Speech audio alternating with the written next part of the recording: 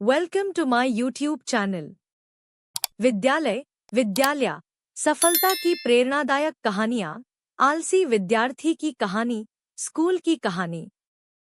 प्रशासनिक दृष्टिकोण से विद्यालय की बृहद परिभाषा है, लेकिन यदि साधारण अर्थों में समझे तो प्राथमिक शिक्षा देने वाली किसी भी संस्था को विद्यालय या स्कूल का दर्जा दिया जा सकता है। लेकिन क्या किसी भी स्कूल को कामयाब बनाने के लिए केवल शैक्षणिक अनुभव ही आवश्यक है, या इससे बढ़कर हमें विचार करने की आवश्यकता है? इसे समझने के लिए आइए चलते हैं एक बेहतरीन कहानी की ओर। मुकेश अपनी कॉलेज की शिक्षा खत्म होते ही नौकरी ढूंढने में लग गया। कई साल नौकरियों की तलाश करने के बाद जब वह हताश हो गया तो वह अपने दोस्त के बड़े भाई के पास सलाह लेने पहुंचा। वह कॉलेज में प्रोफेसर थे। उन्होंने मुकेश को छोटे बच्चों को पढ़ाने की सलाह दी। मुकेश को अपने दोस्त के भाई की सलाह अच्छी लगी, इसलिए वह फिलहाल बच्चों को ट्यूशन के लिए तैयार हो गया।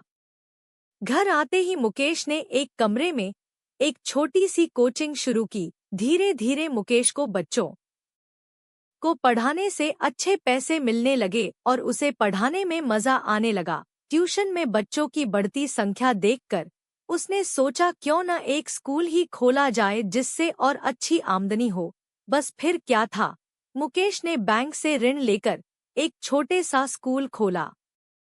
स्कूल की फीस कम होने की वजह से छात्र तेजी से बढ़ने लगे। बहुत ही कम समय में मुकेश कामयाबी की सीढ़ियां चढ़ता जा रहा था। मुकेश ने स्कूल में अच्छे अच्छे शिक्षक भर्ती कर लिए, जिससे 4-5 साल तक तो मुकेश को स्कूल चलाने में कोई समस्या नहीं हुई। लेकिन एक सरकारी आदेश ने उसकी दुनिया हिला दी। डाक द्वारा प्राप्त हुए पत्र से उसे पता चला कि राज्य के 5 वर्ष पुराने सभी विद्यालयों में ऑडिट किया जाएगा, जिसमें बच्चों की योग्यता देखकर ही स्कूलों की मान्यता बढ़ाई जाएगी और जिन स्कूलों में शिक्षा का स्तर गिरा हुआ है तत्काल उनकी मान्यता रद्द हो जाएगी। बस फिर क्या था, नए नए स्कूलों में खलबली मच गई। सभी अपने अपने स्तर से अपने स्कूल को अच्छा दिखाने में लग गए। मुकेश ने अपने स्कूल के शिक्षकों की मीटिंग बुलाई और उसमें बच्चों की पढ़ाई के बारे में जानकारी ली। शिक्षकों के गोलमोल जवाब सुनकर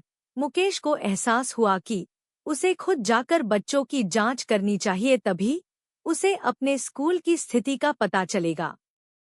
मुकेश सभी बच्चों की कक्षाओं में एक एक करके पहुंचा और उनके विषय से संबंधित प्रश्न पूछने लगा, लेकिन एक भी बच्चा सही तरीके से मुकेश के प्रश्नों का उत्तर न दे सका। इस बात से मुकेश को बहुत गुस्सा आया। उसने सभी शिक्षकों को फटकार लगाते हुए कहा, मैं तो आप लोगों को योग्य शिक्षक समझ कर लाया था, लेकिन आप लोग तो शिक्षक होने का फर्ज ही भूल गए हैं।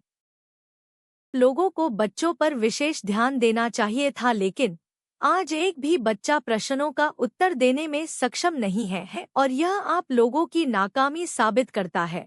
मुकेश की बातें सुनकर सभी शिक्षक अपनी बगलें झांकने लगे। मुकेश को कोई रास्ता नजर नहीं आ रहा था कि इतने कम समय में वह अपने स्कूल के बच्चों का प्रदर्शन अच्छा कैसे करे। तभी वह अपने उसी पुराने दोस्त के बड़े भाई से मिलने निकल पड़ा, लेकिन रास्ते में एक विशाल जनसमूह ने उसके रास्ते में बाधा खड़ी कर दी। देखते ही देखते बहुत से लोग हाथों में झंडे लेकर सड़क पर बड़ी संख्या में इकट्ठे हो गए हैं।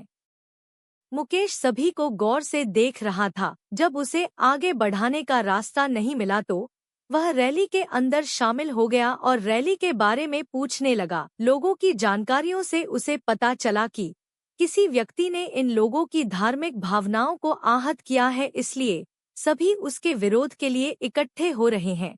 मुकेश विज्ञान के ज़माने की सोच रखने वाला व्यक्ति था। उसे यकीन ही नहीं हुआ कि आज भी लोग धर्म के नाम पर इकट्ठे हो जाते हैं।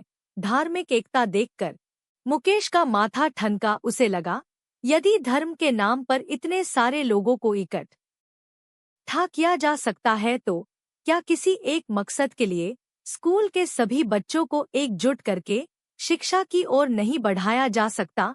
उसने स्कूल पहुंचकर सभी शिक्षकों को एकत्रित किया और उनसे कहने लगा कि बच्चों की एकता बढ़ाने के लिए हमें कुछ करना होगा, तभी बच्चे आने वाली परीक्षाओं में अच्छा प्रदर्शन कर सकेंगे, अन्यथा हमारे स्कूल की मान्यता रद्द हो जाएगी। मुकेश ने योजना के अनुसार सभी बच्चों को अगले दिन स्कूल से दूर शहर में स्थित एक खेल के मैदान में पहुंचने को कहा। बच्चों को बताया गया कि मैदान में एक प्रोग्राम का आयोजन किया गया है जहां बच्चों को प्रोत्साहित किया जाएगा।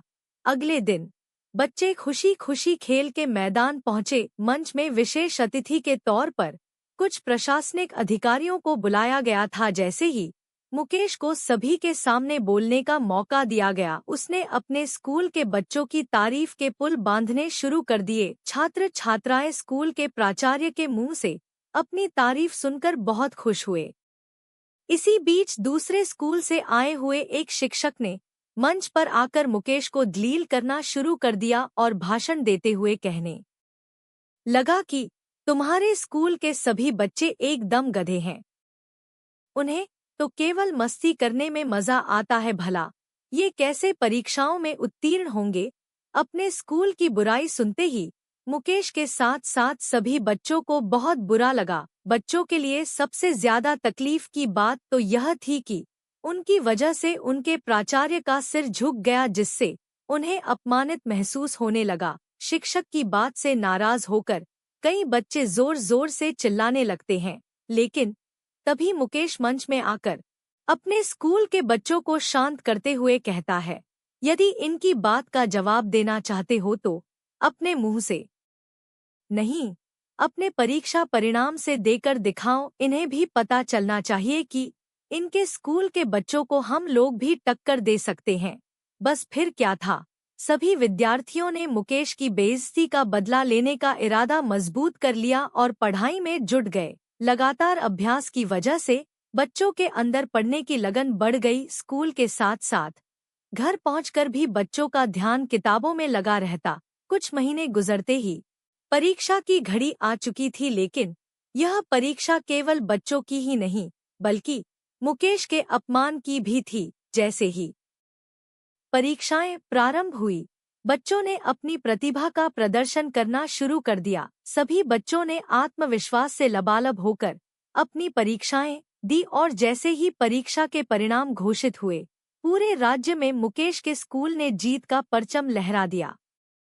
दरअसल इस बार की परीक्षा में मुकेश का स्कूल राज्य में सभी बच्चों को अच्छे अंकों से उत्तीर्ण करवाने वाला प्रथम स्कूल बन गया। अपने स्कूल का अद्भुत प्रदर्शन देखकर बच्चे दंग रह गए। उन्हें यकीन ही नहीं हुआ कि उन्होंने साबित कर दिखाया कि मेहनत और एकाग्रता से सब कुछ हासिल किया जा सकता है। अच्छे अंकों से उत्तीर्ण होने वाले विद्यार्थियों को सम्मानित करने के लिए स्कूल में एक प्रोग्राम आयोजित किया जाता है, जिसमें सभी बच्चे उपस्थित थे। लेकिन जब विद्यार्थियों ने मुकेश के साथ उसी शिक्षक को खड़े देखा जिसने मुकेश की बेइज्जती की थी, तो उन्हें बहुत गुस्सा आया है। दरअसल बच्चे अपनी कामयाबी से उसे जवाब देना चाहते थे, लेकिन उन्हें समझ में ही नहीं आ रहा था कि उनके प्राचार्य मुकेश उस शिक्षक के गले में हाथ डालकर क्यों घूम रहे हैं। बच्चों के मन में जिज्ञासा उत्पन्न हुई तो बच्चे समूह बनाकर मुकेश के पास पहुंच गए और हिचकते हुए पूछने लगे, यह तो आपके विरोधी हैं, फिर भी आप इनके साथ मित्र की तरह घूम रहे हैं। मुकेश ने मुस्कुराते हुए कहा कि बच्चों, तुम्हें गलतफहमी हो रही है, ये मेरे दोस्त हैं और इन्होंने ही तुम लोगों को कामयाबी तक पहुंचाने के लिए मेरी योजना में मेरा साथ दिया। जैसे ही बच्चों को पता चला कि मुकेश ने उन्हें एक लक्ष्य देने के लिए सार्वजनिक मंच पर अपने अपमान का झूठा नाटक रचा था, वह सभी हैरान रह गए।